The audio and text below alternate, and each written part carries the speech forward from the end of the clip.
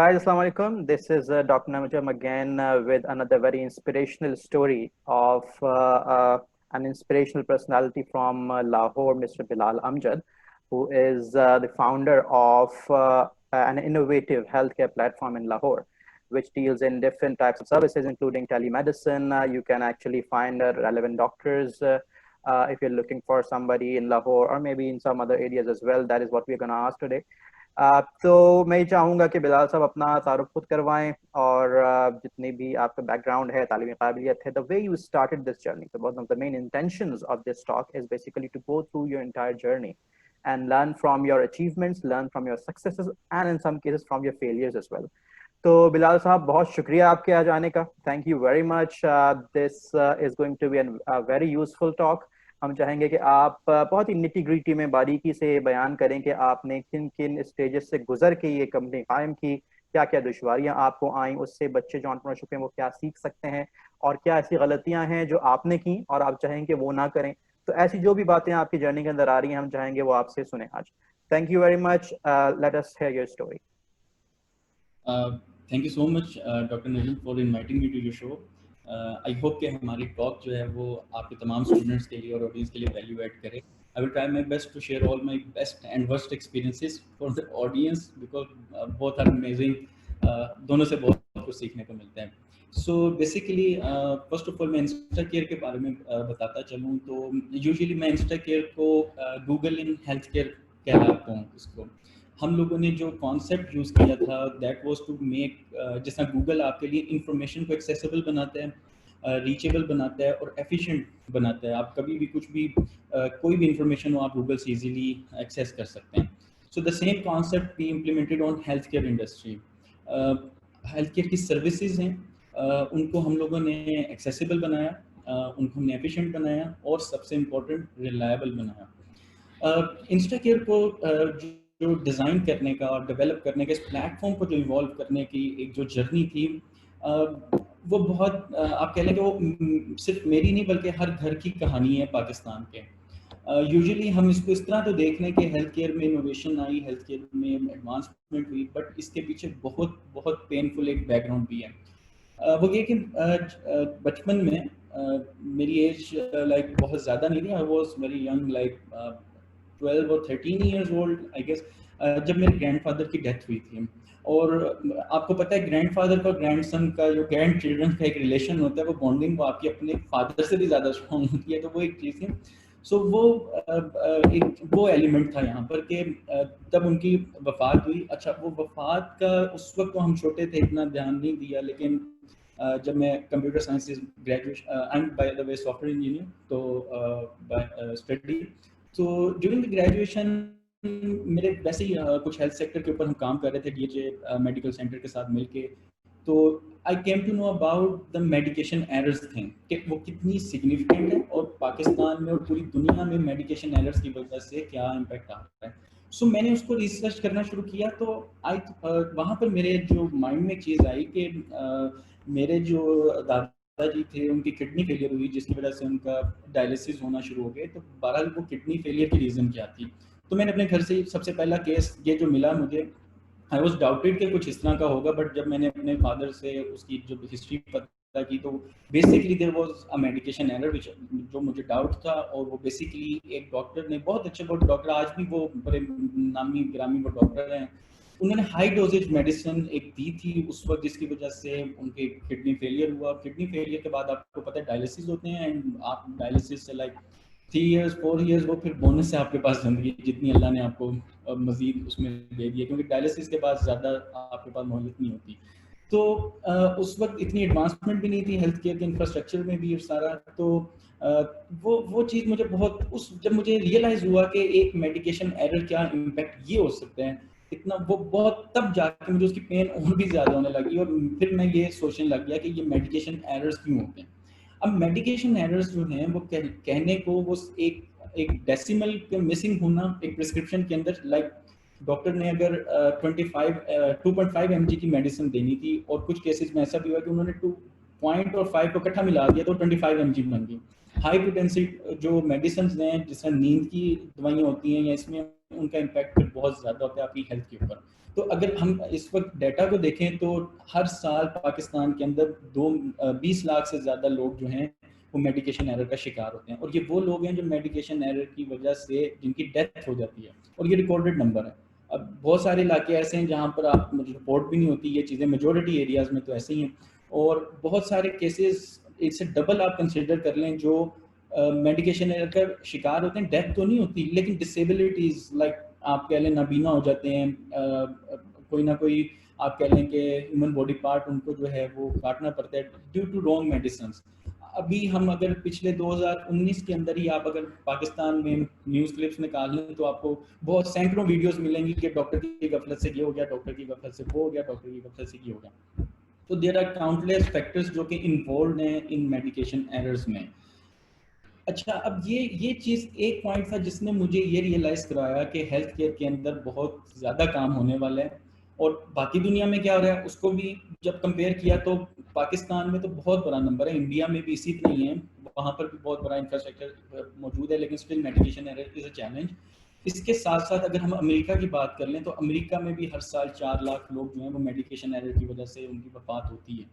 तो ये पूरी दुनिया का एक मसला है, ग्लोबल मसला है कि मेडिकेशन एरर्स का, जिसकी वजह से हर साल लाखों के हिसाब से जो है वो जाने जाती हैं। तो इसको रिड्यूस किया जा सकते हैं। यूएस ने किया अपना, वो उन्होंने सिग्निफिकेंटली किया, वो इसको और मजीद इस पे काम कर भी रहे हैं। पाकिस्तान में इस पर ना काम हो रहा है, ना इस पर बात की जाती है, इसको कोई ना कोई केस बना के दबा दिया जाता है, लेकिन इसका कोई सोल्यूशन नहीं है। और हम as a civilian we are not government, हम लोग वो वाले काम नहीं कर सकते जो करने चाहिए। हम अपनी कैपेसिटी में ये टेक्नोलॉजीज इवॉल्व कर सकते हैं। तो हमने एक जर्नी स्टार्ट की इन 2015 इंस्टा केयर के नाम से।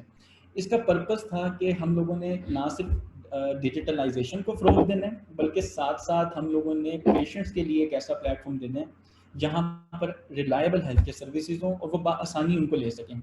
अच्छा, अब रिलायबल का फैक्टर क्या है? इस वक्त जो पीएमडीसी है, Pakistan medical and dental council, वो बताता है कि पाकिस्तान में तकरीबन 3.25 लाख डॉक्टर्स जो हैं वो रजिस्टर्ड हैं पीएमडीसी के साथ। एक और बहस है इसमें कि वो रजिस्टर्ड डॉक्टर्स के लाइसेंस वैलिड हैं कि इनवैलिड हैं, क्योंकि जो इनवैलिड लाइसेंस होल्डर्स हैं वो प्रैक्टिस नहीं कर सकते, लेकिन वो भी प्रैक्टिस कर रहे हैं। तो इसमें 50% से ज़्यादा डॉक्टर्स वो होते हैं जिनके लाइसेंस इनवैलिड है। जस्ट लाइक कि आपका ड्राइविंग कार का लाइसेंस है, आपने एक बार बनवा लिया तो अब आप उसको रीन्यू नहीं करवा रहे, तो लीगली आप कार भी नहीं चला सकते अगर वो एक्सपायर हो गया। तो डॉक्टर्स के केस में भी बिल्कुल इसी अच्छा, अब पीएमडीसी कह रहे हैं 3.25 लाख डॉक्टर्स हैं जो ऑलमोस्ट हमारे साथ रजिस्टर्ड हैं, लेकिन एक्चुअली में जो पाकिस्तान में मेडिकल प्रैक्टिसेस हैं वो 1 मिलियन से भी ज़्यादा हैं। अब अगर 3 लाख भी हम कंसीडर कर लें वो रजिस्टर्ड डॉक्टर्स हैं, तो हु आर द रिमेनिंग? वो क्वैक्स हैं आपके, और ये क्वैक्स आपको हर मेजर सिटीज़ में तो मौजूद हैं, और उतनी तादाद में नहीं है जितने ये हमारे छोटे शहरों में मौजूद हैं, जहां हमारी जो हेल्थ केयर कमीशंस की रसाई नहीं है। केपी के भरा पर है, बलोचिस्तान भरा पर है, सिंध में भी बहुत सारे, अपार्ट फ्रॉम कराची से बाहर निकले आप पंजाब में, साउथ पंजाब में चले जाएँ आप, तो आपको बहुत बहुत ज़्यादा ये क्वैकरी का इशू मिलेगा। एक मुहतात अंदाजे के मुताबिक ये 10 लाख से ज़्यादा क्वैक्स जो हैं वो पंजाब में प्रैक्टिस करते हैं, जबकि डॉक्टर्स से अगर इंटरव्यूज़ किए जाएँ जो हम रिसर्च कंडक्ट करते हैं वो कहते हैं इससे ज़्यादा ही है ये इशू। अब यूजुअली क्वैक्स कौन होते हैं? क्वैक्स या तो वो डॉक्टर होगा कि जो इन्होंने क्लिनिक्स बनाए होते हैं इस तरह से कि वो खुद वहाँ पर सिर्फ उस डॉक्टर का सर्टिफिकेट लगा होगा, डॉक्टर वहाँ पे प्रैक्टिस भी नहीं करता होगा। वो एक कंपाउंडर होगा, उसको उन्होंने स्पेसिफिक बताया होगा कि ये जो मेडिसिन है, इस केस में आपने ये मेडिसिन देनी है, वो प्रैक्टिस चल रही है वहाँ पर। फार्मास्यूटिकल कंपनीज, कुछ बहुत अनएथिकल फार्मास्यूटिकल कंपनीज हैं जो ये प्रैक्टिस करती हैं, और इसके अलावा फिर कुछ क्वैक्स वो हैं जो आप कह लें कि स्टीरॉइड्स का बहुत ज़्यादा यूज़ करते हैं, और इस तरह से ये बहुत बहुत इस वक्त जो है ना कॉम्प्लिकेटेड इंडस्ट्री है, और इस मैस है पूरा इस वक्त। हमने भी ये रोल प्ले किया कि हम जो आईटी के थ्रू, इंफॉर्मेशन टेक्नोलॉजी के थ्रू हम लोगों की क्या हेल्प कर सकते हैं। तो हमने टेली हेल्थ सर्विसेज इंट्रोड्यूस करवाई आज से 4-5 साल पहले। तब इतना ज़्यादा ट्रेंड नहीं था इन चीज़ों का, और इवन हम जिस डॉक्टर को पास जाते थे पिच करने इसको, वो लिटरली हमें ना सिर्फ डिमोटिवेट करते थे बल्कि वो कहते थे इसने कभी नहीं चलना, क्योंकि इसमें हम एक कॉमन पर्सपेक्टिव है कि आपका डॉक्टर जो है वो जब तक आपकी हाथ नहीं पकड़ेगा, आपको वो इधर वो लगाएगा नहीं स्टेथोस्कोप, तो आप जो है वो आपको लगेगा नहीं कि उसने मुझे चेक किया। लेकिन कोरोना के अंदर ये चीज़ें बिल्कुल चेंज हो गई हैं, माइंडसेट्स बदल गए हैं। आज चूंकि हम लोग रेडी थे, हमारा प्लेटफॉर्म था, हम पिछले 4-5 सालों से ये चीज़ कर रहे थे। आज अल्हम्दुलिल्लाह 5,000 से ज़्यादा मेडिकल प्रैक्टिसेस को हमने पेपरलेस बनाया हुआ है, जिधर अल्हम्दुलिल्लाह सिग्निफिकेंटली के मेडिकल रिकॉर्ड्स बन रहे हैं पेशेंट्स के, उसकी वजह से मेडिकेशन एरर्स भी कम हो रहे हैं। साथ साथ वो सारे एक्सेसिबल हैं पेशेंट्स को, पेशेंट्स उनसे हेल्थ केयर सर्विसेज ले रहे हैं घर बैठे हुए। और हमने एक तो ये कि उनकी हम प्रॉपर वेरिफिकेशन करके, और वो पीएमडीसी वेरीफाइड हो, हेल्थ कमीशन वेरीफाइड हो, वो सारा करके वो हमारे प्लेटफॉर्म पर रजिस्टर्ड होते हैं। फिर आप उनके थ्रू जो है कंसल्टेशंस ऑनलाइन ले सकते हैं। अपार्ट फ्रॉम ऑनलाइन कंसल्टेशंस, अगर आपने क्यू से बचना है कि मैं बस अपने टाइम पे जाऊँ, मुझे डॉक्टर साहब देखें, और क्योंकि ये भी बड़ा अलमी है कि हमने एक डॉक्टर तक तो पहुँचना है। डॉक्टर साहब के साथ मेरा टाइम 8 बजे का था, टाइम होने के बाद भी मुझे 9 साढ़े 9 बजे चेक किया जाता है। फिर उसके बाद जो ट्रैफिक इश्यूज हैं वो सारी चीज़ें डाल लें, तो it's not a hassle free service. आपको बहुत ज़्यादा जो है वो मुश्किलात देखनी पड़ती हैं, फिर जाके हमें वो सर्विस मिलती है। तो इस तरीके से हमने वो जो इतनी ये जो थी इसमें मुश्किलात, हमने उनको भी ख़त्म किया। हमने सीमलेस कम्युनिकेशन बनाई कि आपको जब डॉक्टर चाहिए आप बात करें उनसे, अपने मसले डिस्कस कर सकते हैं। अब बहुत सारी कंसल्टेशन ऐसी होती हैं जो लोग अपनी फैमिली के लिए ले रहे होते हैं, खासतौर पे कोरोना में क्वारंटाइन जब लोगों ने किया हुआ था, मेंटल हेल्थ कंसल्टेशंस हम करवा रहे हैं इसमें, और हम लोगों ने मेडिकल कंसल्टेशंस भी दी हैं। लोगों में बहुत ज़्यादा पैनिक था, जिसको हमने सिग्निफिकेंटली जो था वो इन सर्विसेज के थ्रू रिड्यूस किया था। अपार्ट फ्रॉम दिस, जी आपकी मुझे आवाज़ नहीं आ रही डॉक्टर मुझे, सॉरी, मैं थोड़ा सा इंटरप्ट यहाँ करना चाहूंगा। Let me take you back towards that terrible incident जहाँ पे आपके ग्रैंडफादर को मेडिकेशन के एरर की वजह से जो है वो अपनी जान से हाथ धोना पड़ा। तो उसके बाद कितना अरसा गुजरा, क्या डेवलपमेंट हुई कि आपने अपनी पहली एमवीपी लॉन्च कर दी? पहले तो ये बताइए कि ये जो इंसिडेंट हुआ ये कब हुआ था, किस सन में हुआ था, किस महीने में हुआ था? उसके बाद कितने महीने लगे, कितना वक्त लगा, और किन लोगों के साथ मिलके आपने अपनी पहली एमवीपी लॉन्च की? जी। अच्छा, जो इंसिडेंट था ये 2007 या 8 की बात है। और जो उस वक्त में मेरे ख्याल से अगर school, I was school going student, और उसके बाद तकरीबन 2015 में हम लोगों ने ये इंस्टाकेयर को लॉन्च किया था। लेकिन इससे पहले हम लोग ये इस तरफ मेरा ध्यान कैसे गया, वो इस तरह के हम लोग डीएचए मेडिकल सेंटर को डिजिटलाइज कर रहे थे उन दिनों में। और अपार्ट फ्रॉम दैट मेरे पास एक अपॉर्चुनिटी ऐसी आई थी जिसमें हम लोगों ने गल्फ में शारजा की एक ऑर्गेनाइजेशन थी जिसको हम लोगों ने टेली हेल्थ सर्विसेज प्रोवाइड करनी थी, और उनका सारा प्लेटफॉर्म जो था वो मेरी टीम ने बनाया था। तो ये जब जब ये कुछ इन्फॉर्मेशन, जब आईटी की तरफ से थोड़ा एक्सपोजर आया, और थोड़ी सी इधर से जो थी हमारे पाकिस्तान की प्रॉब्लम्स को, जब हमने आइडिया उसको हम लोगों ने थोड़ी सी रिसर्च की, और जो मेरे साथ इंसिडेंट हुआ था, और वो सारे जब आप ये देखेंगे बिल्डिंग ब्लॉक्स थे, थोड़ा सा हमें बस इनको मुझे ब्रेनस्टॉर्म जब मैंने थोड़ा सा किया, तो ये मुझे मेरे लिए एक डोमेन ऐसी मुझे नज़र आ रही थी जिसमें बहुत सारा काम किया जा सकता था। और आज भी ये इसमें ये इट्स अ ह्यूज डोमेन, और इसको आज भी जो है हम इसको इसके अंदर जितना भी काम कर लें वो कम है। ये जो तो गल्फ की कंपनी, इसको आपने बताया आप टेलीमेडिसिन सर्विसेज दे रहे थे, आई अस्यूम कि आप उस वक्त मेरे ख्याल से जॉब कर रहे होंगे after your graduation, is that true? जी, सो मैं अपना जो प्रोफेशनल बैकग्राउंड बता दूं, so I started working from a renowned startup जो bookme.pk, जो कि ई टिकटिंग प्लेटफॉर्म है। मैंने वहाँ से अपनी जर्नी स्टार्ट की थी। देन आई मूव टू ज़मीन.com। ज़मीन.com में मैंने, वो भी एक इमर्जिंग स्टार्टअप था। आज तो वो अल्हम्दुलिल्लाह पाकिस्तान की वाहिद कंपनी जो यूनिकॉर्न बन गई है, जिनके ऊपर हम प्राउड फील करते हैं कि ज़मीन.com जैसे स्टार्टअप पाकिस्तान से निकले। उसके बाद I join Microsoft, I work with Microsoft, और आफ्टर दैट जो है फिर मैंने ये इस तरफ आ गया आफ्टर टेकिंग इनफ नॉलेज और एक्सपोजर इंडस्ट्री का भी, और जो दूसरा बिजनेस पर्सपेक्टिव से भी। और उसके बाद हम लोगों ने इंस्टाकेयर को जो था वो शुरू किया। तो 2015 में आपने कहा कि आपने इंस्टाकेयर लॉन्च किया। जब आपने लॉन्च किया उस वक्त इसकी कंडीशन क्या थी? What were the features of the website, what was the size of your team, कितनी इन्वेस्टमेंट थी? ये बहुत अहम है क्योंकि अक्सर लोग ये समझते हैं कि huge amounts of piles of money चाहिए था शुरू करने के लिए। आपके केस के अंदर क्या था? अच्छा, पाकिस्तान में बिल्कुल आपने ठीक फरमाया कि इस वक्त हम ये समझते हैं अगर हमारे पास पैसे ही नहीं है तो हम काम नहीं कर सकते। जब मैंने ये इंस्टाकेयर को स्टार्ट किया था, मैं I was the sole founder of Instacare, और मेरे को फाउंडर्स बने हैं 2018 में आके। So for 3 years I was the single founder जो कि इस पे काम कर रहा था। अलबत्ता मैं अपनी सैलरी से अपने कुछ एम्प्लॉयज़ को पे कर रहा था। वो because I was working with the reputed organisations, तो I was earning enough. But उसकी एक खास मेजर चंक जो था इस प्रोजेक्ट को मैं करा था। उसकी सबसे बड़ी जो रीज़न थी, मैं शादीशुदा नहीं था, मैं ये काम कर सकता था, ठीक है। तो ये थी कि वो सेविंग्स रखने की बजाय मैंने अपने एक बिजनेस में, एक साइड प्रोजेक्ट में इन्वेस्ट करना शुरू कर दी। और जब मैंने स्टार्ट किया तो it was just a website, और उस वेबसाइट की मतलब कि डोमेन भी बड़ी पैथेटिक थी उस वक्त। और मतलब इतना आइडिया, कह लें कि जैसे स्टार्टअप शुरू होता है, हमें आइडिया नहीं होता डोमेन नेम कितना मैटर करता है। वो उसकी मतलब वो वाले, क्योंकि मेंटोर भी मेरे पास लिटरली कोई मेंटोर नहीं था, तो मैंने एक वेबसाइट बनाई क्योंकि मुझे आती थी बनानी, मैंने वो बना ली, जो कि मैं फ्री में बना सकता था अपने लिए। मैंने वो वेबसाइट बनाई, उस वेबसाइट पे मैंने जो डेटा था गूगल से मैंने निकाला, फिर उसके बाद मैंने टीम मेंबर ऐड किया डाटा एंट्री के। वो डाटा जो था वो डिफरेंट प्लेटफॉर्म से उठाते थे, उस डायरेक्टरी को जो था वो एक्सपेंड कर रहे थे।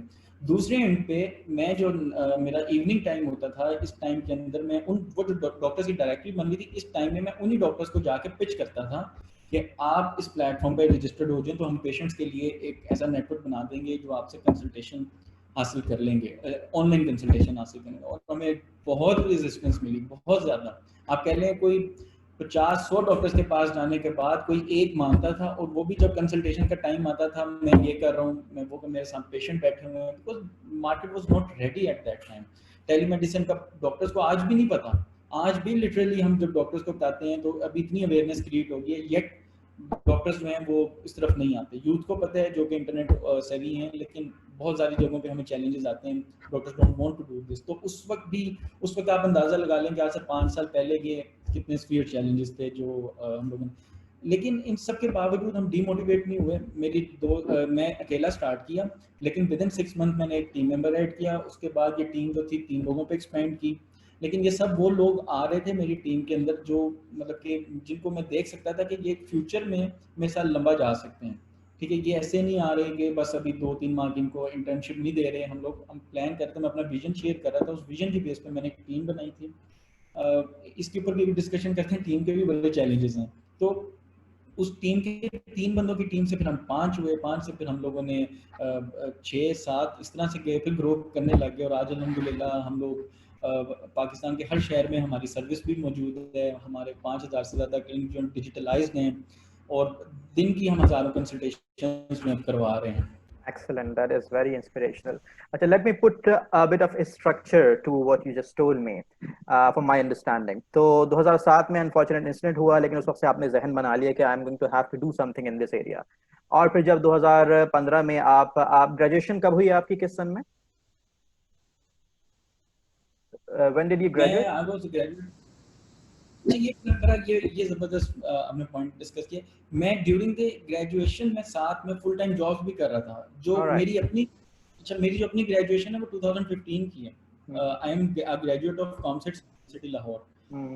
लेकिन मैंने 2014 के अंदर 13 के मतलब एंड 2013 का एंड था जब मैंने बुकमी को जो था वो काम करना शुरू कर दिया। रिमोटली कर रहा था मैं। 2014 में बुकमी ने मुझे जो था वो as a permanent employee hire कर लिया था। और उसमें ये था कि मेरे टीचर्स जो थे they were very very cooperative. I am pretty sure कि आप भी इसी तरह के हैं। उन्होंने मुझे बहुत बहुत मोटिवेट किया कि यार जो काम आपने ग्रेजुएशन के बाद करना है, अगर आपको भी अपॉर्चुनिटी मिल रही है तो आप उस पर फोकस करो, हमसे जो हो सकेगा करेंगे। लिटरली उन्होंने मुझे कभी यूनिवर्सिटी में प्रेजेंट ना होने की वजह से कभी मुझे कोई टफ टाइम नहीं दिया। They always supported me. उसकी वजह से ये था कि पूरा 1 साल जो था वो मेरा सेव हुआ, और मैंने उसमें प्रोफेशनल एक्सपीरियंस जो था वो गेन किया। तो ये भी समटाइम्स हमारे लोग सोचते हैं कि शायद एजुकेशन के साथ साथ ये बड़ा मुश्किल है एक जॉब मेंटेन करना या सारा।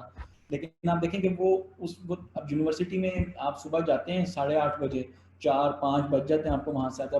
फिर भी जो था वो इतनी अच्छी अपॉर्चुनिटी थी कि इवन जब मैं बुकमी में काम कर रहा था, और ज़मीन में भी जब मैंने ज्वाइन किया था ज़मीन.com, तब मेरा लास्ट सेमेस्टर चल रहा था अभी। तो ये था कि 2 ऑर्गेनाइजेशन में मैंने बड़ी अर्ली स्टेज में ज्वाइन कर लिया था, और बहुत ज़बरदस्त एक्सपोजर मिला मुझे यहाँ से। Excellent. इसका मतलब जब 2015 में आपने ग्रेजुएट किया तो you were actually prepared to launch your work. अच्छा, तो 2015 के कौन से महीने में आपने ये इंस्टाकेयर लॉन्च किया?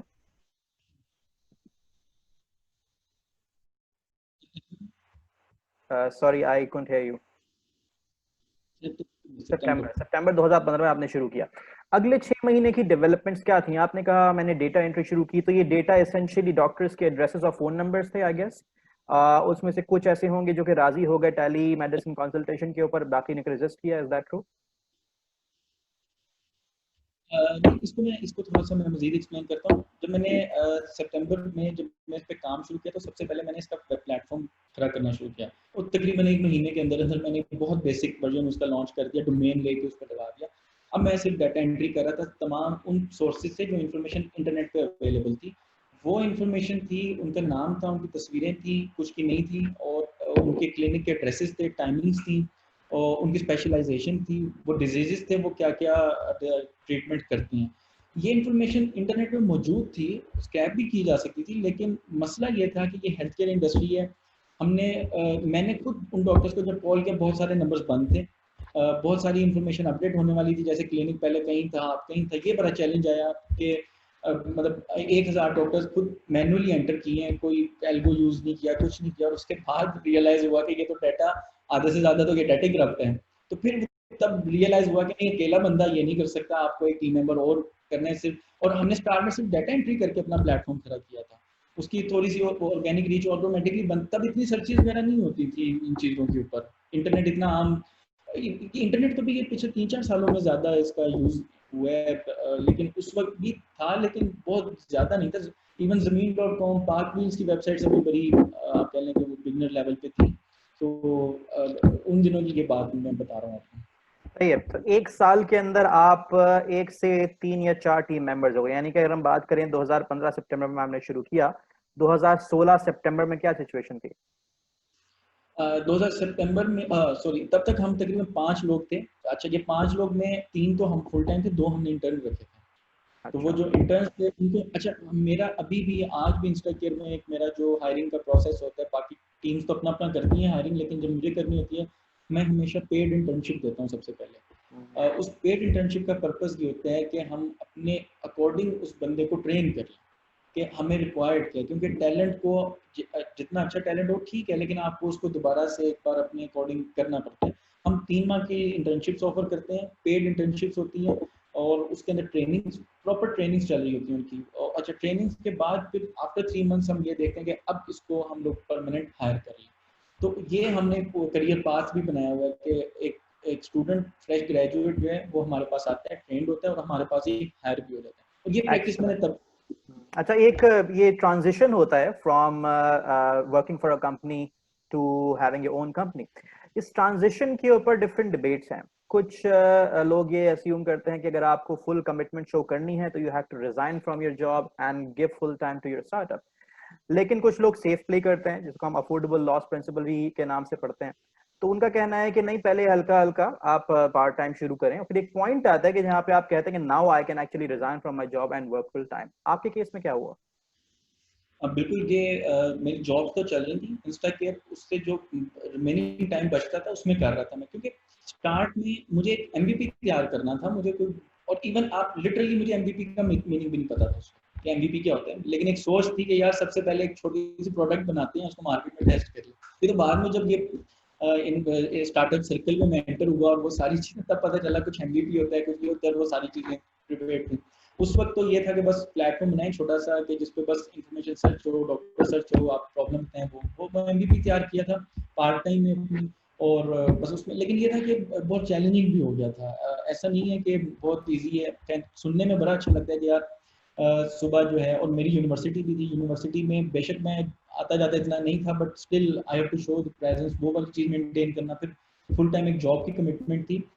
लेकिन ये चीज़ अब चेंज हो चुकी है। कंपनीज आपको रोकती नहीं है कि आप साइड हसल्स ना करें, बल्कि उससे आपका एक्सपोजर बढ़ता है। इवन मेरे बहुत सारे लोग जो हैं वो साइड हसल्स कर रहे होते हैं। ट्रेंड ही ऐसा है ना कि आप एक ऐसे दौर से गुजर रहे हैं जब लिविंग बहुत महंगी हो चुकी है, साइड हसल्स आप जितना मर्जी कर रहे हैं उन्होंने करनी है। अलबत्त आप ये, जैसा मेरी डोमेन जो थी जिसमें मैं काम कर रहा था, उसका कोई लिंक नहीं था मेरी उस डोमेन के साथ जैसे जहाँ पे मैं जॉब कर रहा था। तो इस वजह से कॉन्फ्लिक्ट ऑफ इंटरेस्ट वाली चीज़ जो होती है वो नहीं आ रही थी, इसलिए मुझे किसी कंपनी ने भी मुझे जो था वो मना नहीं किया था। बट मैं अपनी कंपनी में फुल टाइम देता था, उसके बाद घर आके थोड़ी सी ब्रेक लेके फिर शुरू करता तो ये था। स्विच आई ओवर नेवर कब ओपन हुआ इंस्टा। आपका? जॉब से फुल टाइम बिजनेस की तरफ स्विच ओवर कब हुआ? जब मेरे ये जो 2 इंटर्न्स थे ये परमानेंट हो गए, उसके बाद मुझे बहुत ज़्यादा मुश्किल आ रही थी, उनको भी डील करना है, इनको भी डील करना। And that was a very very difficult decision कि जब उस वक्त मैं माइक्रोसॉफ्ट में था और अच्छी सैलरी भी आ रही थी, सारा कुछ, तब it was very tough decision. मुझे कुछ ज़्यादातर लोगों ने यही कहा था कि इतना सॉफ्टवेयर हाउस बनाना आसान नहीं है, उस वक्त मैं इसको सॉफ्टवेयर हाउस बोलता था। तो सॉफ्टवेयर हाउस बनाना आसान नहीं है, इसमें ये होता है, ये होता है, ये होता है, इन्वेस्टमेंट कभी नहीं पता था कैसे आनी है, क्या होना है, बट एक ट्राई, मैंने कहा ट्राई कर लेते हैं, जॉब तो स्किल्ड है, जॉब मिल जाएगी। बट वो इतनी इंटरेस्टिंग जर्नी रही कि आज देखें, हमें अभी कल की बात लग रही है मुझे बिल्कुल, जब आप ये क्वेश्चन पूछ रहे हैं मुझे सारे वो दिन याद आ रहे हैं। वो जो हम रातों को 12-1 बजे तक भी डॉक्टर्स के पास बैठे होते थे, वो सारी चीज़ें याद आ रही हैं। तो ये था कि बड़ी इंटरेस्टिंग जर्नी थी, बट बहुत बहुत चीज़ें आपको सेक्रीफाइस भी अच्छा, करनी यहाँ पे पड़ती हैं तो फाइनेंसेस की थोड़ी सी बात करते हैं, क्योंकि जब आपने, पहले तो मुझे ये बताइएगा कि कौन सा साल, कौन सा महीना था कि जब आपने रिजाइन किया, फुल टाइम आप इन्वॉल्व हो गए बिजनेस में, और दूसरा ये बताइएगा उस वक्त बिजनेस का साइज क्या था? क्या बिजनेस कुछ रेवेन्यू जनरेट कर रहा था, या फिर ये कि उस वक्त अच्छा आपको सैलरीज खुद निकालनी पड़ रही थी?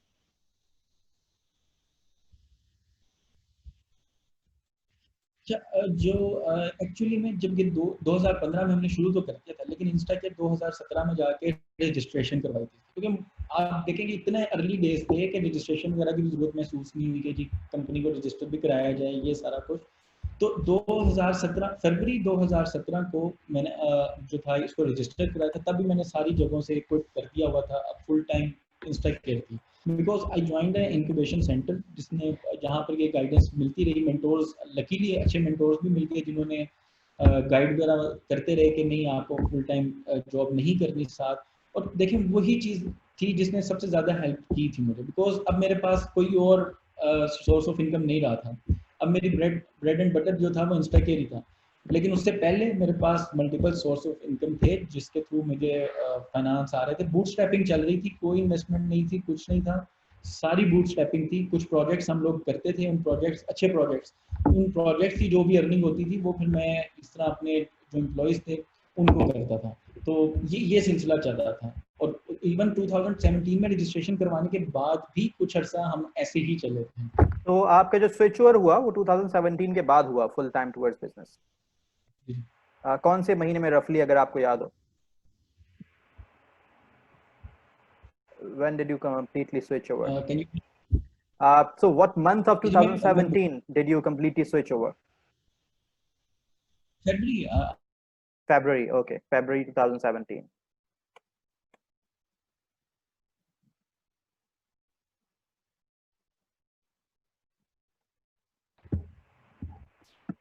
Okay, can you hear me? Hello, Bilal, can you hear me? Okay, all right. अच्छा, मैं ये बात कर रहा था कि वो जो आपका कंप्लीट स्विच ओवर था, तो उस वक्त मैं बिजनेस साइज का आपसे पूछ रहा था, तो आपने कहा कि फरवरी 2017 में आपने कंप्लीट स्विच ओवर किया। लेकिन again as you said, it was a very crucial decision, it was a very tough decision, क्योंकि अब तक आपकी सैलरी आ रही थी, उसमें से आप एक्सपेंसेस निकाल रहे थे, और अब आपको पूरी तरह से रिलाय करना है सिर्फ बिजनेस के ऊपर। तो in terms of, as I आज प्रीवियसली, कि क्या उस वक्त कोई बिजनेस रेवेन्यू जनरेट कर रहा था? अगर कर रहा तो what was the source of revenue at that time, और अगर नहीं था तो how are you paying the salaries?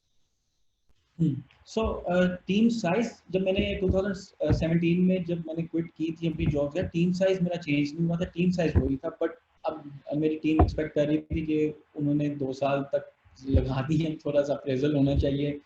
It was very challenging for me. लेकिन अच्छा उसमें ये था कि मैंने अभी मेंशन करा था कि इंस्टा केयर बजाते खुद इट वाज अ बेबी, जो कि अभी 2 साल का भी हुआ था, उसने भी रेवेन्यू जनरेट नहीं किया था। तो मेरे पास और रेवेन्यू स्ट्रीम थी, वो थी मेरे प्रोजेक्ट्स, जो हम लोग अपने साइड में प्रोजेक्ट्स को डिलीवर करते थे, जैसा वो फ्रीलांस। शारजा का फ्रीलांस फ्रीलांस प्रोजेक्ट्स थे। बट उनकी वैल्यू इतनी, हम प्रोजेक्ट, हर प्रोजेक्ट ही पकड़ रहे थे, हम बस वो प्रोजेक्ट पकड़ते थे जिसकी एटलीस्ट इतनी वैल्यू हमें मिलती रहे कि मैं सैलरीज वगैरह निकालता रहूं। और आप देखेंगे अभी हमने 2019 में आके जो इन्वेस्टमेंट रेज की, तो इतने सालों से हमने बूटस्ट्रैप ही किया था। लेकिन ये था कि 2018 से हम लोगों ने रेवेन्यू जनरेट करना शुरू कर दिया था। 2018 से, ओके, ऑलराइट। इसका मतलब 2017 में आपने ज्वाइन किया, 2018 तक आपको जो है ये टफ टाइम गुजारना पड़े, इसमें आपको अपनी सेविंग से बूटस्ट्रैप करके सैलरीज निकालनी थी। इस दौरान आई अस्यूम कि फिर आपका टीम साइज भी शायद नहीं बढ़ा होगा, 2018 में जाके ही बढ़ा होगा फिर? इवन 2018 के स्टार्ट में नहीं बढ़ा था, मिड में जाके बढ़ा था, जब कस्टमर बेस ज्यादा, तब हमने कस्टमर सपोर्ट के लोग चाहिए थे, हमें सेल्स के लोग चाहिए थे, तब जाके वो इंक्रीज हुआ था। तो उस वक्त आपकी सोर्स ऑफ रेवेन्यू क्या थी? क्या आप डॉक्टर से चार्ज कर रहे थे या पेशेंट से चार्ज कर रहे थे या फिर ये कि एडवर्टीजमेंट ले रहे थे अपनी वेबसाइट पे? What was the source of revenue? उस वक्त ये भी एक चैलेंज आ रहा था हमें कि एक एक सोर्स ऑफ इनकम ये होता है कि बिजनेस मॉडल है, बिजनेस मॉडल आप उसको बना सकते हैं। यूजुअली जो इस तरह के प्लेटफॉर्म्स में चलता है वो होता है कि आपने रेफरल बेस्ड चल रहे होते हैं, आप रेफरल्स के ऊपर शेयरिंग कर सकते हैं डॉक्टर्स के साथ या कुछ भी। उस वक्त डॉक्टर्स उसके लिए एग्रीड थे, डॉक्टर्स की तरफ से नहीं था, पेशेंट्स की तरफ से जरूर मसला आता था कि नहीं हमने नहीं चेक, मतलब ऑनलाइन नहीं कराना, ये इस तरह से ये बड़े चैलेंजेस थे। तो हम वहाँ से अच्छा उस वक्त फिर हम लोगों ने ये आइडियलाइज किया कि हम लोगों ने एक सॉफ्टवेयर सोल्यूशन ऑलरेडी बनाया हुआ था, बट हम उसको मार्केट नहीं कर रहे थे, जो कि डिजिटलाइज करता था इनकी क्लिनिक को, और वो उसका MVP था।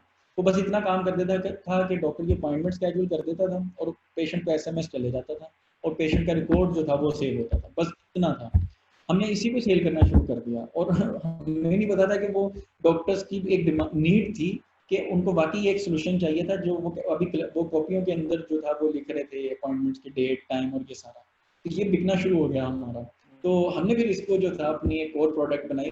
आज ये बहुत बहुत कॉम्प्रिहेंसिव हो चुका है, बट ये 2-3 फीचर्स ने हम लोगों को उस वक्त इतना सपोर्ट किया कि हमारी हंड्रेड्स ऑफ कस्टमर बेस बन गई 2018 के अंदर ही, और हम लोग अब इंस्टा के जो था वो अपने रेवेन्यूज वगैरह निकालने लग गया, तो थोड़ी मेरी टेंशन कम होने लगी थी।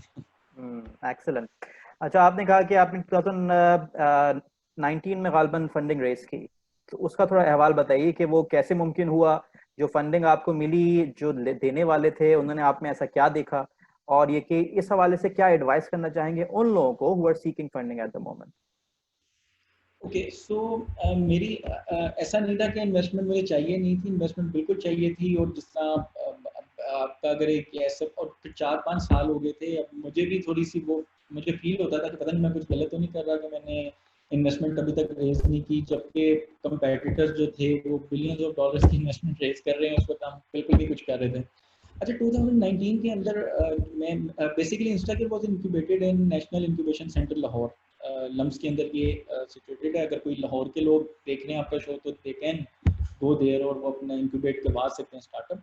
वहाँ पर मुझे जो टीम थी NIC की, उन्होंने कनेक्ट करवाया खलीफ टेक्नोलॉजीज के साथ। खलीफ पाकिस्तान की एक BS कंपनी है जो कि स्ट्रीमिंग सर्विसेज वगैरह प्रोवाइड करती है, टेलकोज एंड ऑल दैट। उन्होंने हेल्थ केयर के अंदर भी कुछ बहुत ज़्यादा नहीं बल्कि कुछ थोड़ा बहुत टेलकोज के साथ मिलके काम किया हुआ था, but they were looking for some startup जो कि हेल्थ केयर इंडस्ट्री में कॉम्प्रिहेंसिव काम कर सकता हो, स्केलेबल हो, और ना सिर्फ पाकिस्तान, इंटरनेशनली भी स्केल कर सकता हो। तो दे वर लुकिंग सच स्टार्टअप। तो NIC ने मुझे कनेक्ट करवाया। अच्छा अब इसके NIC ने कनेक्ट करवा दिया था, अब इसके बाद बड़ी इंटरेस्टिंग जर्नी थी। वो जर्नी ये कि खलीफ टेक्नोलॉजीज ने तकरीबन 6 से 7 महीने उनके डायरेक्टर जो थे वो मेरे साथ बिल्कुल ऐसे जैसे हम कोलीग्स होते हैं, हम लोगों ने इस तरह काम किया 6 से 7 महीने ड्यू डिलीजेंस के ऊपर, टेक्नोलॉजी एस्पेक्ट से, बिजनेस पॉइंट ऑफ व्यू से, कस्टमर बेस, कोई ऐसा एस्पेक्ट नहीं छोड़ा था खलीफ ने जो वो वेट ना करते, सारा कुछ किया। और वो मेरे लिए बड़ी अच्छी एक्सरसाइज थी, मैंने बहुत कुछ सीखा। इवन प्रोजेक्शंस को बहुत ज़्यादा मुझे उस वक्त मैं एक सॉफ्टवेयर इंजीनियरिंग का मेरा बैकग्राउंड था, मुझे नहीं पता ये फाइनेंशियल प्रोजेक्शंस क्या होते हैं, कैश फ्लो किस तरह स्ट्रीमलाइन करते थे। और फिर 4 साल से हम बूटस्ट्रैप भी करते आ रहे थे, तो जब अपना काम होता है तब ना आप बैलेंस शीट बनाते हैं ना आप कैश फ्लोज मेंटेन कर रहे हैं, बस आ रहा है जा रहा है आ रहा है इस तरह ही लगा रहता है। तब उनको स्ट्रीमलाइन करना था उस सारी पेमेंट्स वगैरह को, वो सारी चीज़ें, क्योंकि तकरीबन 6-7 महीने का प्रोसेस था इतना, और डेली बेसिस पे इस पे काम हो रहा था। उसके बाद जाके खलीफ ने जो था, जो मेरी प्रोजेक्शंस के अकॉर्डिंग एक वैल्यू निकल रही थी, उसके अकॉर्डिंग खलीफ ने जो था इन्वेस्टमेंट करी थी, और हमने तकरीबन 22.25 मिलियन रेज किया था। अच्छा, ये इंटरेस्टिंग चीज आपने बताई कि खलील क्या, आई कुडंट हियर।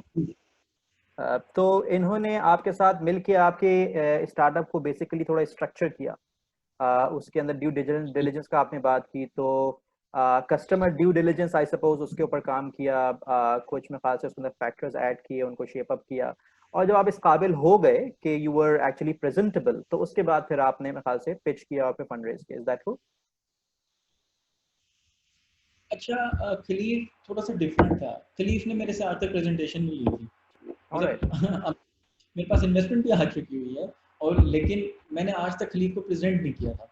मेरे पास सिर्फ एक गूगल शीट थी जिसके अंदर कुछ 7-8 और शीट्स थी, और सॉरी गूगल शीट की फाइल थी, उसके अंदर 6-7 शीट्स थी, उन शीट्स के अंदर मेरा सीधे सीधी चीज़ें लिखी हुई थी, कोई फैंसी नहीं कि कैश फ्लो दिखाएंगे करें, और वो 20 किस्म के और डॉक्यूमेंट्स कुछ भी नहीं था। कंपनी का स्ट्रक्चर भी मैंने बताया हुआ था कि ये एनटीएन है, ये इस तरह से ये सारी चीज़ें। उसके बाद वो 6-7 शीट्स में क्या था, एक में रेवेन्यूज थे, एक में एक्सपेंसेस थे, और एक में मेरी प्लानिंग थी कि हम किस महीने में कितना ग्रो कर सकते हैं, एक में एचआर की प्लानिंग थी, एक में टेक्नोलॉजी की प्लानिंग थी, एक में जो था वो इसके थोड़े से जो ऑपरेशनल एक्सपेंसेस थे वो थे। इसके अलावा कुछ भी नहीं था। तो हमने फिर उसकी बेस पे हम लोगों ने अपने 3 साल को प्लान किया था, और 3 साल को प्लान करने के बाद जो उस बिजनेस की नीड बनी, खलीफ ने वो इन्वेस्टमेंट किया।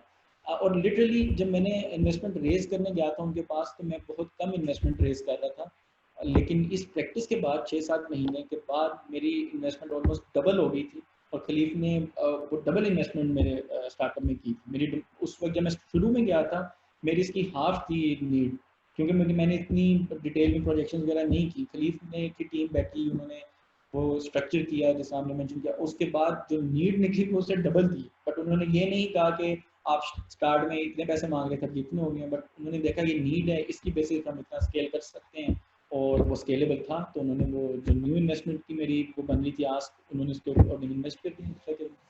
जबरदस्त। तो जो डिटेल्स इस इन्वेस्टमेंट की पब्लिक हैं, वो अगर आप बताना चाहें कि क्या आपने इक्विटी के साथ ट्रेड ऑफ किया, या फिर ये कि कुछ और सिलसिला था। दूसरा ये कि फंडिंग कितनी रेज हुई, कितने राउंड्स ऑफ फंडिंग है जो कि होंगे, अगर अभी सीरीज ए चल रही है, आगे सीरीज बी और सी भी आनी है, थोड़ा सा इस हवाले से एजुकेशन के पॉइंट व्यू से बताइए। भी तो सीड इन्वेस्टमेंट थी ये, और it was a strategic investment. मतलब इसमें बहुत सारी चीजें खलीफ जो है वो इन काइंड भी इन्वेस्ट कर रहे हैं, अपार्ट फ्रॉम फाइनेंशियल वैल्यू। तो जो फाइनेंशियल वैल्यू है दैट इज 22.25 मिलियन, जो मैंने ये पब्लिकली अवेलेबल है। इसके साथ जो स्ट्रेटेजिक पार्टनरशिप है उसमें बहुत सारी चीज़ें और इन्वॉल्व हैं जो इन काइंड होती हैं, वो आ रही हैं। फिर खलीफ का एक्सपीरियंस खुद भी था, और वो हम मिलके काम करते हैं इस चीज़ को। एक बड़ा अच्छा हमारा बीओडी बना हुआ है जिसके थ्रू कर हम जो है ये इसको स्केलेबल बना रहे हैं। और आज जो है इस इन्वेस्टमेंट के बाद हम लोगों ने इतनी तेजी से तरक्की की थी, बिकॉज हमें पता था कि हमने इन्वेस्टमेंट लगानी किधर है। तो आज अब जुलाई के अंदर, ये इसी मंथ के अंदर हमारा इस वक्त फिलीपींस में पीओसी चल रहा है, और आप देखेंगे कि जुलाई के अंदर ही हमारी ये पीआर आएगी कि इंस्टाकेयर ने फिलीपींस में अपनी टेलीहेल्थ सर्विसेज शुरू कर दी हैं। Excellent. This is, I mean, जब भी मुझे पता चलता है कि पाकिस्तानी स्टार्टअप फॉरेन जा रहा है, तो आई मीन इससे अच्छी तो कोई बात ही नहीं है, क्योंकि पूरी दुनिया के अंदर ऑफ कोर्स इंटरनेशनल ट्रेड की प्रैक्टिस हैं, और हम काफी पीछे हैं। जबरदस्त। अच्छा, आपने बताया कि आपको पता था कि आपको किन एरियाज के अंदर इन्वेस्ट करना है। ये बहुत अहम होता है, क्योंकि जब आप इन्वेस्टमेंट रेज करने जाते हैं तो आपको बहुत ही क्लैरिटी होनी चाहिए कि जो मैं पैसे रेज कर रहा हूँ उनको मैं किन एरियाज में लगाऊंगा जिसकी वजह से ग्रोथ होगी। आपकी अंडरस्टैंडिंग क्या थी उस हवाले से? देखिए, जब एक चीज़ इसमें बड़ी इंपॉर्टेंट थी, जब मैं शुरू में गया था, मैं बहुत, आप कह लें कि छोटे स्केल पे भी सोच रहा था कि मुझे बस यहाँ पर ग्रो करना है। मैं बस सॉफ्टवेयर के अंदर घुसा हुआ था जो बिक रहा था। और देखिए, वो कोई भी होगा जिसकी जो चीज़ बिक रही है वो चाहेगा इसी में इन्वेस्ट करके और बेच लो, लेकिन हम और एरियाज को एक्सप्लोर नहीं कर रहे थे उस वक्त। लेकिन जब हम लोगों ने वो ड्यू डिलिजेंस की जो मंथ्स थे, 6-7 मंथ्स थे, उसके अंदर हमने एक जब उस लैंडस्केप को तैयार किया कि हमें कुछ एक्स्ट्रा एफर्ट्स नहीं करनी पड़ रही थी, हम बहुत सारे और एवेन्यूज खोल रहे थे, तो हमारा बिजनेस जो था सेम एफर्ट के साथ बहुत अच्छा एक्सपैंड हो रहा था।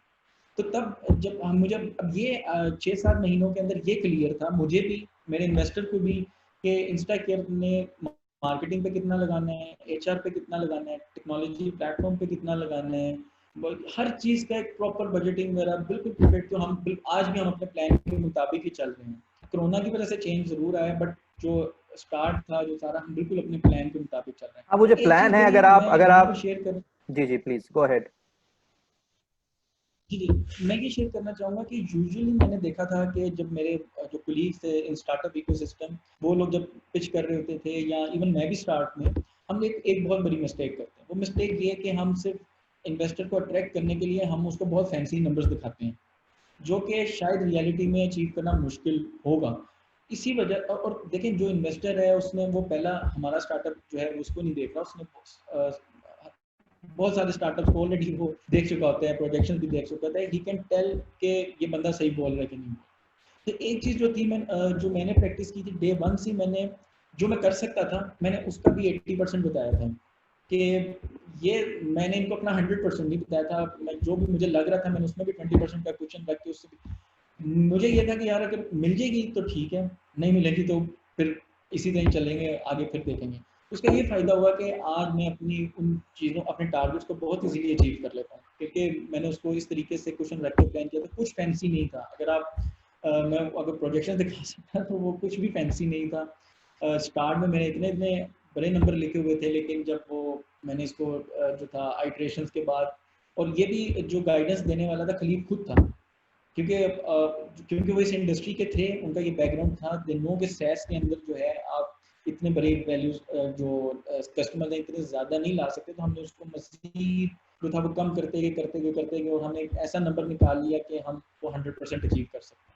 तो तो आपने ये बड़ा अगेन ज़रूरी बताया है। कि आपका प्लान बहुत ही कॉम्प्रिहेंसिव था। अगर तो इसकी डिटेल्स आप पब्लिक करना चाहें, मैं बहुत ज़्यादा नैग नहीं करूंगा, कि प्रायोरिटी वाइज अगर आप बताना चाहें कि आपने जो फंडिंग रेज की तो सबसे ज़्यादा आपने मार्केटिंग में किया, फिर आपने एचआर एक्सपेंशन में किया, फिर आपने प्लेटफॉर्म बिल्डिंग में किया, व्हाट वाज द प्रायोरिटी?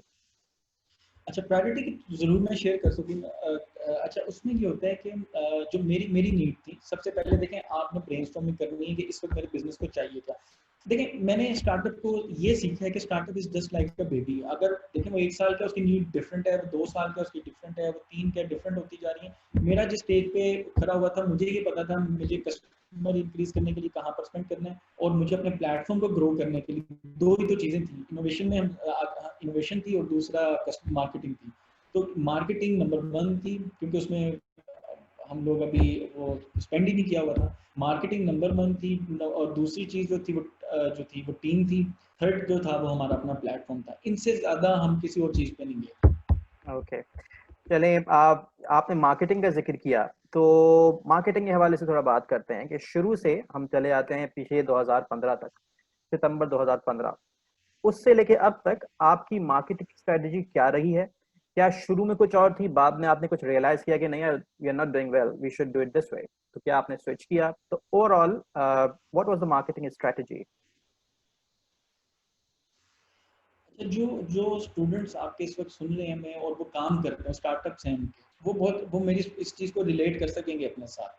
जब आपने एक प्रोडक्ट बना ली, हमने भी वही किया जो सब करते हैं, हमने फ़ोन पकड़े और डॉक्टर्स को घुमाने लग गए। ये मैं बात कर रहा हूँ 2018 में, जब मेरी प्रोडक्ट तैयार हो गई थी। उससे पहले वाले जो साल थे, तब तो मैं खुद जाता था डॉक्टर्स के पास, उनको कहता था आप हमारे प्लेटफॉर्म पे अगर रजिस्टर करवा लेंगे तो हम आपके साथ पेशेंट फ्लो आपको भेजेंगे, ये वो प्लान। लेकिन जब मैंने सॉफ्टवेयर सोल्यूशन बनाया था, तब हमने फ़ोन उठाए, हम उनको पिच करना शुरू हुए, कोई रिस्पॉन्स नहीं आता था। बल्कि डॉक्टर्स जो हैं वो बड़ी रूड कम्युनिटी है, बिकॉज उनकी डोमेन ऐसी है, बिजी होते हैं, बड़े रूडली बात करते थे, हम लोग बहुत डीमोटिवेट भी होते थे, सारा कुछ था। But then we figure out कि यार इन तक लोग जाते कैसे हैं। हमने देखा हमारी पैरेलल इंडस्ट्री में क्या हो रहा है। फार्मास्यूटिकल कंपनीज जो हैं वो फ़ोन नहीं करती, वो डायरेक्ट ही जाती हैं, क्योंकि अब डॉक्टर्स को आदत थी डायरेक्ट मिलने की। हमने डायरेक्ट मिलना शुरू कर दिया। अच्छा, अब डायरेक्ट मिलने में ये चैलेंज आने लग गया कि डॉक्टर साहब तो रात को, जो मार्केटिंग के लोग होते थे उनके लिए इन्होंने स्पेशल स्लॉट्स रखी होती हैं डॉक्टर्स ने। आप रात को यहाँ तो बहुत लेट जाएँ, 11:30 बजे, 10 बजे, इस टाइम पे, यहाँ पर आप सुबह बहुत ही अर्ली चले जाएँ हॉस्पिटल्स वगैरह में जहाँ प्रैक्टिस करते हैं। तो ये विद पैसेज ऑफ टाइम ये इवॉल्व हो रही थी चीज़। हमने देख रहे थे कि डॉक्टर्स कहाँ पर मिलते हैं, कब मिलते हैं। तो लेकिन अभी तक हम डिजिटल मार्केटिंग की तरफ नहीं गए हुए थे। हम वही सॉलिड, वो जो टिपिकल मार्केटिंग चैनल थे वो यूज़ कर रहे थे कि हमने कस्टमर से मिलना है, जाके कस्टमर से मिलना है। लेकिन it was very time taking. उसके बाद अभी भी ये, इसको डायरेक्ट सेल्स चैनल कहते हैं कि आप जो डायरेक्ट जा रहे हैं, तो डायरेक्ट सेल्स में हम लोग आज भी, अब हमारी टीम है जो टीम करती है। दूसरे एंड पे हम लोग डिजिटल मार्केटिंग का प्लेटफॉर्म यूज़ कर रहे हैं ऑनलाइन। ये with the passage of time and with the help of money, क्योंकि मनी बहुत ज़रूरी है अगर आपके पास है, उसको राइटली टू स्पेंड करना। तो ये थोड़ा सा शिफ्ट आया था कि कोल्ड कॉलिंग से डायरेक्ट आप कह लें विजिट्स, हमने कह लें इसको। उसके बाद फिर हम डिजिटल मार्केटिंग चैनल भी आज हमने ऐड कर लिया इसके अंदर। तो इस वक्त आपकी डिजिटल मार्केटिंग भी हो रही है साथ साथ? सही है। एक आपने जो अभी बात बताई उसमें नजर ये आता है कि आपने डॉक्टर्स को एंगेज किया bye paying personal visits, customers को, क्लाइंट्स को, पेशेंट्स को कैसे एंगेज किया आपने? देखिए, उस वक्त बिल्कुल भी हमें आइडिया नहीं था कि पेशेंट को लाना कैसे। हम एक तरफ डॉक्टर्स को, हम डिमांड वो डॉक्टर्स को तो हम करते जा रहे थे, इकट्ठा करते जा रहे थे, और उनको कोई इशू भी नहीं था। अगर कोई भी स्टार्टअप हेल्थ केयर में आना चाहता है तो, और वो डॉक्टर्स को ऑनबोर्ड करना चाहता है, वो उसको मेरे ख्याल से पहले महीने में इसका आइडिया मिल जाएगा कि doctors are ready to collaborate अगर आप उनके पास पेशेंट फ्लो भेजते हैं, उसमें कोई चैलेंज नहीं। चैलेंज आता है दूसरे एंड पे, पेशेंट एंड पे। पेशेंट इस चीज़ के ऊपर, टेक्नोलॉजी के ऊपर ट्रस्ट करता है कि नहीं। और लिटरली हमने काम शुरू कर दिया था, लेकिन अभी हमें इतना एक्सपीरियंस भी नहीं था कि हम पेशेंट को कैसे लेकर आएंगे। लेकिन फिर हम लोगों ने ये किया कि हमने क्लोज सर्कल से शुरू किया, कि जिस तरह हमारी अपनी टीम के ही हमने कुछ अपॉइंटमेंट्स वगैरह भेजना शुरू कर दी। मैंने अपना थोड़ा सा माइंडसेट चेंज किया, मैं अपनी जो भी घर में कंसल्टेशन थी उसको अपॉइंटमेंट में कन्वर्ट करवाता था, सिर्फ इसलिए कि पता चले डॉक्टर को कि अपॉइंटमेंट इधर से आ रही है, ठीक है। इसी तरह फिर हम लोगों ने एक काम और किया कि हमने ऑनलाइन इस तरह इसको शेयर वगैरह करना शुरू कर दिया, फ्री ऑफ कॉस्ट हमने अपॉइंटमेंट्स जो थी कराना शुरू कर दी। थोड़ी सी बट स्टिल चैलेंजेस थे। शुरुआत ऐसे ही हुई थी, फिर आहिस्ता आहिस्ता फिर हम लोगों ने इसको इवॉल्व करना शुरू कर दिया विद हेल्प ऑफ मार्केटिंग। जबरदस्त। अच्छा, अब ये बताइए कि हम 2018 तक आए, आपने ये जो फंड है ये कब एग्जैक्टली किस मंथ में, किस ईयर में रेज किया? जो वैल्यू मेरे तक आ गई थी या जब प्रोसेस स्टार्ट हुआ था? मतलब I mean the entire thing when the process started and then you said कि हमने 6 महीने काम किया, उसके बाद फिर मेरे पास फंडिंग आई। What was that time? I guess August के अंदर हम लोगों ने स्टार्ट किया था। अगस्त था या सितंबर था, मेरे ख्याल से अगस्त था, या बल्कि मेरे ख्याल से जुलाई के एंड या अगस्त था। और इन्वेस्टमेंट मेरे पास आई थी फरवरी में, फेब में ये रेज हुई थी। फरवरी 2019 मतलब में? वैल्यू, जी जी बिल्कुल। ओके, और एक्सीलेंट। सॉरी सॉरी 2020 में, ओह, 19 से प्रोसेस 2020। स्टार्ट हुआ था, 20। जी तो जी it's a recent thing, right? Okay. तो अब ये इट्स बताइए कि उसके बाद से अब तक आपका बिजनेस कितना ग्रो कर चुका है? इसमें कितने पेशेंट्स तकरीबन पर डे, पर वीक, पर मंथ आप डील कर रहे हैं? इन terms of size, what is how is the business doing? Sorry, आप वो शुरू वाला आपका जो क्वेश्चन का पार्ट था ना, वो ये इंटरनेट की मैं ये वजह कह से रहा हूँ मैं कि सुन अब ये नहीं पा 2000 फरवरी 2020 से अब तक आपका यकीनन कुछ ना कुछ इंशाल्लाह बिजनेस ग्रो किया होगा। तो आई नो मे बी आपके जो पैरामीटर्स हैं बिजनेस के साइज को मेजर करने के, वो शायद डिफरेंट हो। जो मेरी अंडरस्टैंडिंग है, मैं ये कहूँगा, देखूंगा कि नंबर ऑफ पेशेंट्स कितने आप सर्व कर रहे हैं पर डे। इस तरह से नंबर ऑफ एम्प्लॉइज आपके इस वक्त कितने हैं, कितने शहरों में पाकिस्तान की आपकी प्रेजेंस है, तो इस हवाले से थोड़ा सा बताइए। अच्छा, अभी आप देखेंगे थ्रू आउट द जर्नी मैंने कहीं मेंशन नहीं किया कि हम कंसल्टेशंस के अलावा भी कुछ कर रहे थे, क्योंकि हम नहीं कर रहे थे। लेकिन फिर जब हम लोगों ने इन्वेस्टमेंट रेज कर ली थी, फिर हम लोगों ने नेशन वाइड हमारी डायग्नोस्टिक सर्विसेज भी अवेलेबल हैं। तो अगर पाकिस्तान के आप बेशक किसी भी ओवर 100 सिटीज़ में हम होम सैम्पलिंग करवा के आपके लैब टेस्ट के सैंपल कलेक्ट करते हैं, और उसके बाद विद इन 24 टू 48 आवर्स आपको रिपोर्ट भी मिल जाती है। कोरोना के डेज में हम लोगों ने इवन इंटरनेशनल जो लैब्स हैं उनके साथ भी कोलैबोरेट किया था, यूरोपियंस के साथ। और कोविड के टेस्ट हम जर्मनी भेज रहे थे, और उसमें फिर लॉजिस्टिक्स का कुछ चैलेंज आया, तो वो वापस फिर हमने पाकिस्तान में करना शुरू कर दिए। कोविड के टेस्ट जो है वो हम 50 शहरों में ऑलमोस्ट करवा रहे हैं, लेकिन इसके अलावा जितने भी टेस्ट हैं वो ओवर 100 सिटीज़ में हमारी सर्विसेज अवेलेबल है क्रॉस पाकिस्तान। अच्छा, उसके बाद आ जाते हैं मेडिसिन। मेडिसिन पूरे पाकिस्तान में कहीं पर भी अगर हमें ऑर्डर आता है तो हम विद इन 48 आवर्स, अगर तो वो लाहौर से बाहर है तो विद इन 48 आवर्स उनको डिलीवर हो जाते हैं। अगर तो लाहौर है फिर तो सेम डे डिलीवरी हो जाती है। तो ये दो सर्विसेज भी हमने ऐड की। फिर उसके अलावा जो टेली हेल्थ कंसल्टेशन ये सब बहुत ग्रो कर गई हैं, और हमने सिर्फ अपने आप को नहीं, हमने बहुत सारे हॉस्पिटल्स को एम्पावर किया अपनी टेक्नोलॉजी के साथ। आज वो लोग एक पहले सिर्फ हॉस्पिटल थे, आज वो लोग एक स्मार्ट हॉस्पिटल बन चुके हैं।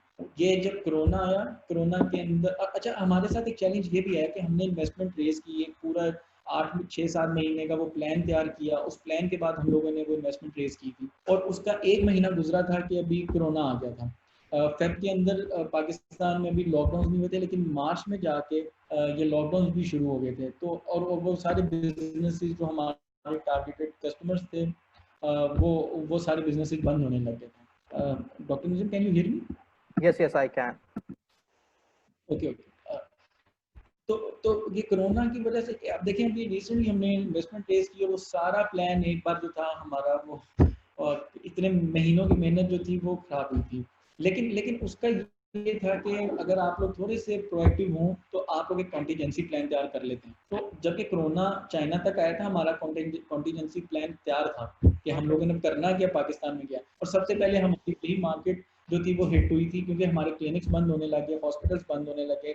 हमने उस प्रोडक्ट को तैयार कर लिया था जो इन लोगों की डिमांड बनने वाली थी। तो आज देखें, जितने इस वक्त बड़ी ऑर्गेनाइजेशन में नाम नहीं ले सकता, बट सिग्निफिकेंट जगहों पे आपको इंस्टा केयर के लोगोस वगैरह मिलेंगे जो हमारे प्लेटफॉर्म को यूज़ करते हुए उन्होंने अपनी डिजिटल हेल्थ सर्विसेज इनिशिएट की हैं। तो वो डॉक्टर्स जो हॉस्पिटल नहीं जा रहे थे वो घरों से कंसल्टेशन दे रहे हैं, और ये बड़े बड़े हॉस्पिटल के साथ हो रहे हैं कि डॉक्टर्स वहाँ पर नहीं आ रहे थे, पेशेंट को आना इमरजेंसी थी, नॉर्मल पेशेंट नहीं देख रहे थे, तो जो ओपीडी थी वो बहुत ज़्यादा इफेक्ट हो रही है हॉस्पिटल। तो हम लोगों ने टेली मेडिसिन के थ्रू वो पेशेंट भी अपने घर पे है, डॉक्टर भी जिधर भी प्रैक्टिस कर रहे हैं या घर पे बैठे हुए मोस्टली, तो वो वहीं से कनेक्ट हो रहे हैं, वहीं से पेमेंट्स चल रही हैं उनकी सारा। तो हमने ये एम्पावरमेंट भी दी हॉस्पिटल्स को, क्लिनिक्स को। हमारे एक कराची के स्टार्टअप हैं उनको भी, और एक पेशावर के स्टार्टअप, हमने अपने साथ साथ अपने दूसरे स्टार्टअप को भी एम्पावर किया कि वो भी करें। तो इस तरह भी हमने बहुत बड़ा नेटवर्क एक डॉक्टर्स का खड़ा कर लिया। और हमने कोरोना, हमने insta care corona response unit भी बनाया। उस कोरोना रिस्पॉन्स यूनिट ने जो था nationwide free of cost health care services दी हैं ये कोरोना के दिनों में, जब ये लॉकडाउन बहुत सीवियर था अर्ली डेज में। और उसके थ्रू हम लोगों ने तकरीबन 1 महीने के अंदर 10,000 से ज़्यादा कंसल्टेशन जो थी वो हमने करवाई, क्योंकि पैनिक बहुत ज़्यादा था, बहुत ज़्यादा पैनिक था, लोगों ने डिस्कस करना था लोगों को। तो हमने 10,000 से ज़्यादा कंसल्टेशन करवाई थी। और हमें यूएसए ने अपनी जो वेबसाइट पे भी फीचर किया कि इस तरह ये, और क्योंकि हम केपीके में भी काम कर रहे थे, बलोचिस्तान में भी ये सर्विसेज दे रहे थे।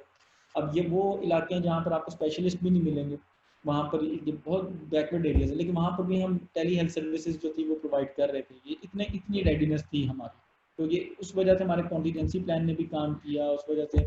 तो अगर इफ़ यू आर प्रिपेयर्ड, तो आपको इवन कोई अगर एक अनसर्टेन सिचुएशन बन भी जाती है, तो इफ़ यू आर प्रिपेयर्ड तो आप उसके लिए भी जो है उससे भी फाइट कर सकते हैं।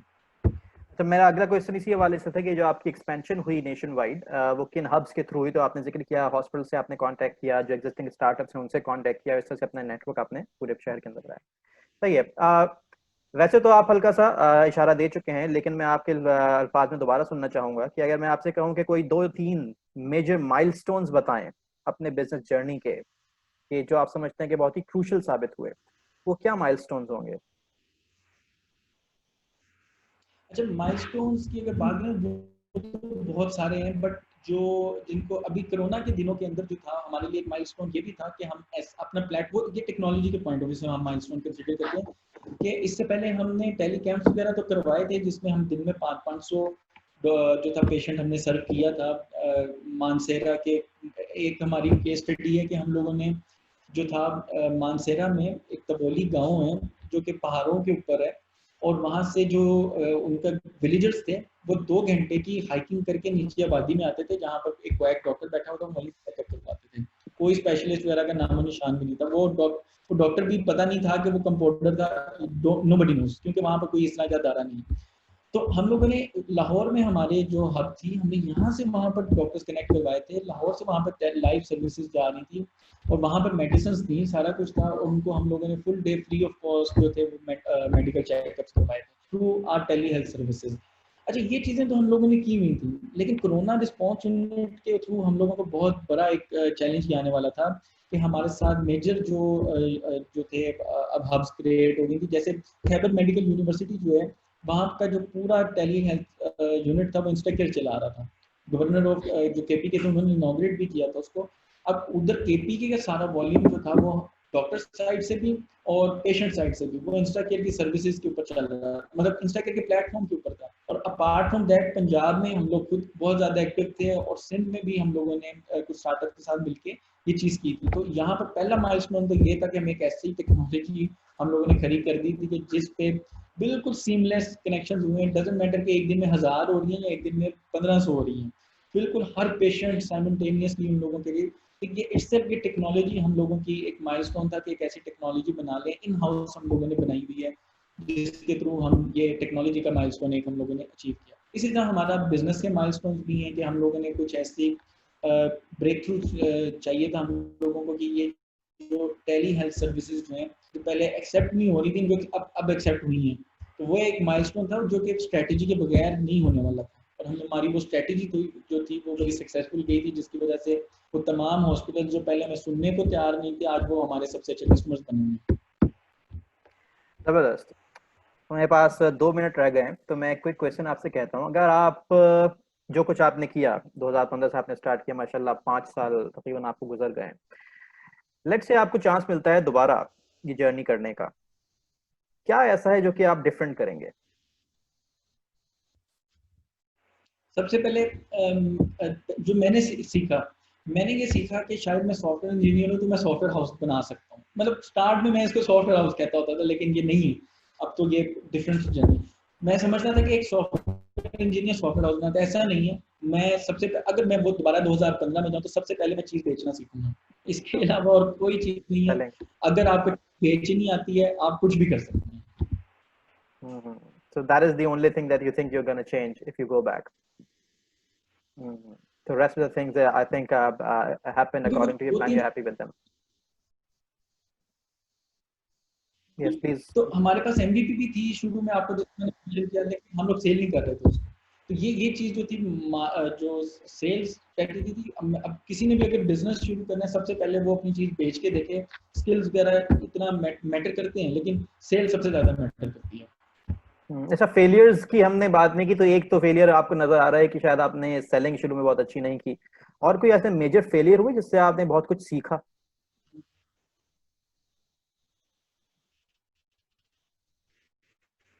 नहीं, मेजर फेलियर नहीं है, लेकिन रोज हमें बहुत सारी चीज़ें सीखने को मिलती हैं।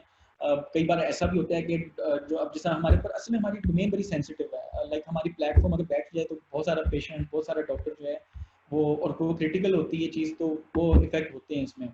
तो ये एक बहुत बड़ा जो था, ये होता है कि हमें हर वक्त इसको अप एंड रनिंग रखना होता है, लेकिन समटाइम्स सर्वर की कुछ रिक्वायरमेंट होती है, अपग्रेड्स चलनी होती हैं, तो वहाँ पर ये एक अभी तक ये इस तरह का भी इंसिडेंट हुआ जिसमें हमारा सर्वर बैठा था, बट हमने बड़ी जल्दी वो बेसिकली हमारी वजह से नहीं हुआ था, वो ये हुआ था हमारे डेटा सेंटर पे लाइट, ये जो बिजली गिरती है, बिजली गिरी थी उस डेटा सेंटर पे जहाँ आग लग गई थी।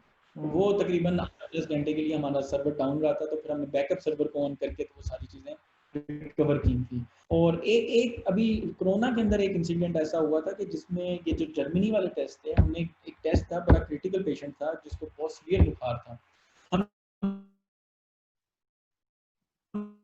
वो टेस्ट जो था वो जर्मनी भिजवाया था, क्योंकि उनकी सेटिस्फेक्शन नहीं थी पाकिस्तान के टेस्ट से, क्योंकि वो पॉजिटिव आ गया कि नहीं आप जर्मनी भिजवाएंगे। अब ये चैलेंज ऐसा था कि जो हमारे कंट्रोल में नहीं था, वो ये था कि डीएचएल ने, जो हमारा लॉजिस्टिक पार्टनर था, उन्होंने शिपमेंट एक्सेप्ट कर ली। एक हफ्ते तक वो शिपमेंट जो थी जर्मनी नहीं पहुंची। एक हफ्ता आप समझेंगे आपका सैंपल लिया हुआ है और वो अभी तक लैब में नहीं पहुंचा। तो वो जो चीज़ 2 दिन में होने वाली थी वो तकरीबन 8-9 दिन में हुई, जिसकी वजह से बहुत बहुत ज़बरदस्त किस्म का हम लोगों ने प्रेशर फेस किया था फ्रॉम पेशेंट साइड, फ्रॉम ये एक फेलियर था जिसको, मतलब हमारी वजह से ना, there are so many factors जो आपके फेलियर में भी इन्वॉल्व होते हैं, लेकिन एज सच कोई इस तरह का फेलियर मैं बताऊं जिसकी वजह से बिल्कुल ही एक बार बैठ गए, ऐसा कभी कुछ नहीं हुआ, अल्लाह का शुक्र। अभी तक ऐसा कोई बहुत ज़्यादा टफ टाइम नहीं देखने को मिला। चीज़ें प्रॉब्लम्स आती हैं, साथ साथ फिक्स होती जाती है। सही है, जबरदस्त। अच्छा, अब I already I think exceeded my time by 1 minute, तो मैं चाहूंगा क्लोज करते हुए आप छोटी सी एडवाइस कर दें जो बडिंग एंटरप्रेन्योर्स हैं, जो आपसे अभी 5 साल पीछे हैं, लेट्स से जब यू ग्रेजुएट हो रहे हैं, तो क्या आप उन्हें कहना चाहेंगे? मैं इसको बस इस तरह कहता हूँ कि एंटरप्रेन्योरशिप कुछ भी फैंसी नहीं है। एंटरप्रेन्योरशिप के अंदर आप मेंटल प्रेशर देखने के लिए, मेंटल हेल्थ अपनी इफेक्ट करने के लिए तैयार हो जाएं। आप अपने जो बहुत सारी अच्छी चीज़ें हैं, जो फैमिली लाइफ को, अपने फ्रेंडशिप्स को कॉम्प्रोमाइज़ करने के लिए तैयार हो जाएं, बिकॉज इट्स आप कह लें रिवर ऑफ फायर, ये आग का दरिया है और आप लोगों ने डूब के जाना है इसमें, ठीक है। There is nothing fancy about it. लेकिन ये है कि अगर आप प्रिपेयर्ड रहें, अपनी मोटिवेशन लेवल हाई रखें, एक्साइटमेंट रखें अपने डेली लाइफ में, रोज आपको सुबह उठ के एक्साइटमेंट के साथ उठना है और गोल के साथ उठना है, तो चीज़ें अचीव भी हो जाती हैं। नथिंग, देयर इज नथिंग जो कि हम कहें कि इम्पॉसिबल है, एवरीथिंग इज पॉसिबल। जबरदस्त। वैसे तो अभी बहुत से क्वेश्चन है, खासतौर से वो जो फिलीपीन की अभी एक्सपेंशन थी उस हवाले से मैं जानना चाहूंगा, लेकिन वक्त पूरा हो चुका है। बहुत शुक्रिया आपका Bilal, it was a very very insightful talk and I am sure this is going to be very useful for the students जो कि इससे कंसल्ट करेंगे। मैं ये भी उम्मीद करता हूँ कि हम दोबारा भी आगे बात करते रहेंगे, क्योंकि इंडस्ट्री और एकेडमिया को साथ मिलकर चलना चाहिए ताकि एक दूसरे से सीख सकें। तो इंडस्ट्री के पास बहुत कुछ होता है सिखाने के लिए एकेडमिया को और बच्चों को, तो इंशाल्लाह हम कांटेक्ट में रहेंगे। बहुत शुक्रिया आपका, thank you very much and Allah Hafiz. Thank you so much for inviting. I hope कि इस तरह के सेशंस आपके साथ और भी हों। मुझे भी बहुत अच्छे इंशाल्लाह, लगे आपके I would question. Love to have अभी आपके दिन जो थे ना वो याद करवा दिए सारे। थैंक यू वेरी मच, अल्लाह हाफिज। एक अल्लाह हाफिज।